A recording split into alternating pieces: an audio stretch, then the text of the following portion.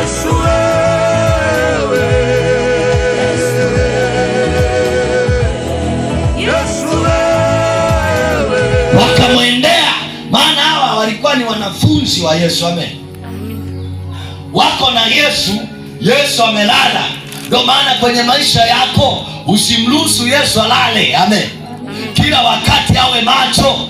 Hawa watu wanasafiri na Yesu, lakini Yesu amelala, wao wamekaa nini? Kimya. Hili neno linamaanisha nini? Ulikuwa mwombaji, amen, unashangaa maombi yamekata ghafla. Maana yake nini? Yesu si amelala, muamshe. Bwana Yesu asifiwe sana. Amen. Haleluya. Amen. Ndio, endelee. Wakamwamsha. Kwa nini walimwamsha? Amen. Maana wakajua hii safari, amen, tusipomwamsha. Ndio maana hata mwezi huu wa 12 tusipomwamsha Yesu, kuna watu hawatavuka mwaka. Amen.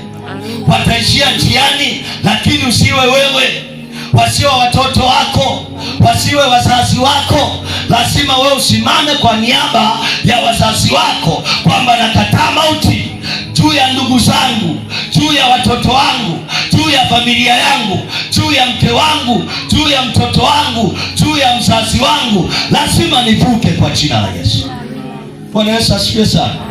Wakafanyeje? Wakamwamsha. Ndio, endelea kusoma. Wakisema, Bwana mkubwa, Bwana mkubwa, Bwana mkubwa, tunaangamia. Bwana Yesu asifiwe sana. Walitamka mara ngapi? Mara. Rudia tena hapo, kwa Bwana mkubwa. Bwana wakisema, Bwana mkubwa, Bwana mkubwa, Bwana mkubwa, tunaangamia. Ndio maana mwezi wa 12 tunataka tukemee kila zoruba iliyojipanga kwenye maisha yako, lazima ikuachie. Bwana Yesu asifiwe sana. Iwe ni zoruba kwenye uchumi, lazima ikuachie. Iwe ni zoruba kwenye familia, lazima ikuachie. Alipolala, amen, anasema chombo kikapata shida. Na kila mtu aliyokoka ana chombo, amen, ambacho anasafiri.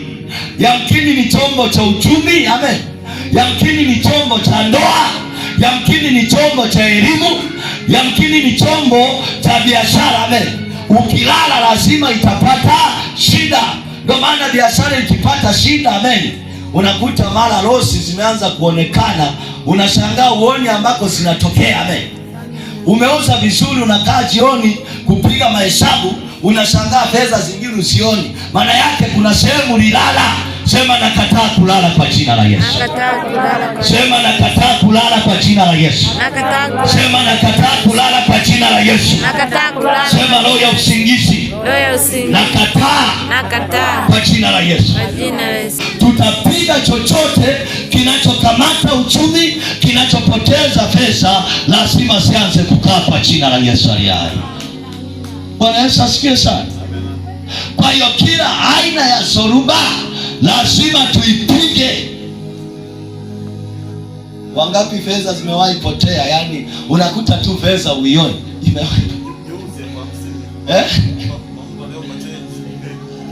unakumbe ninayosema hapa. Bwana Yesu asifiwe sana. Mwingine yani nakuta hela tu hivyo. Elfu ngapi? 50. Ila watu hawana